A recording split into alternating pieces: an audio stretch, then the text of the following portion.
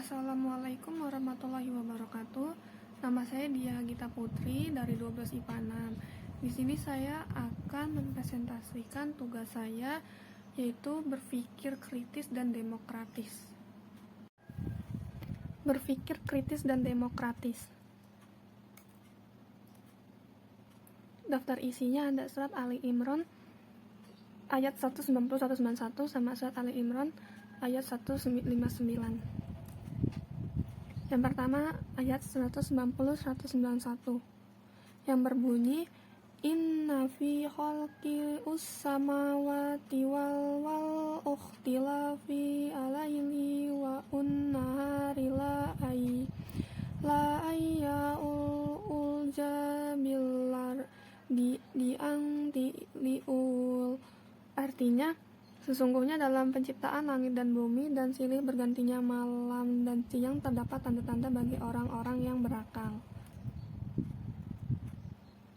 Ayat 191 Al-luzi qiyama wa qu'udda wa alayna yadkuruna Allah dzunubihim wa yatafakkaruna hadza bati fi khalqi samawati wal ardi Rabbana ma khalaqta la yubhanaka fakina azabaun nar. Yang artinya yaitu orang-orang yang mengingat Allah sambil berdiri atau duduk atau dalam keadaan berbaring dan mereka memikirkan tentang penciptaan langit dan bumi seraya berkata, ya Tuhan kami, tiadalah Engkau menciptakan ini dengan sia-sia, maha suci Engkau, maka peliharalah kami dari siksa neraka.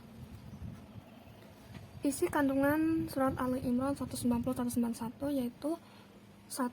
Surat Ali Imran ayat 90 menegaskan bahwa menciptakan langit dan bumi serta pergantian malam dan siang merupakan tanda kekuasaan Allah.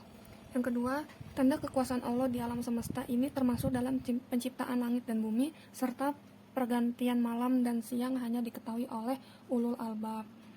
Surat Ali Imran ayat 191 menjelaskan dua ciri ulul albab, yakni berzikir dan berpikir. Ulul albab selalu ingat kepada Allah dalam segala kondisi, dan ulul albab juga mempergunakan akalnya untuk bertafakur, memikirkan penciptaan alam semesta. Tafakur atau berpikir yang benar akan mengantarkan pada kesimpulan bahwa Allah menciptakan alam semesta dan segala sesuatu di dalamnya tidak ada yang sia-sia, semuanya benar, semuanya bermanfaat. Tafakur atau berpikir yang benar juga melahirkan kedekatan kepada Allah, mengakui kelemahan makhluk dan mengakui kekuasaan Allah, serta memperbanyak doa kepadanya. Yang kedua, surat Ali Imran 159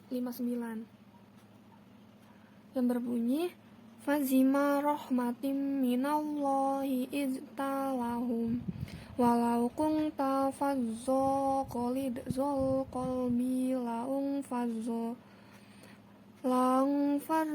min haulik faghfu anhum wastaghfir lahum wasyawirhum fil amri fa iza azamta fatawakkal ala Allah innallaha yuhibbul muttaqin.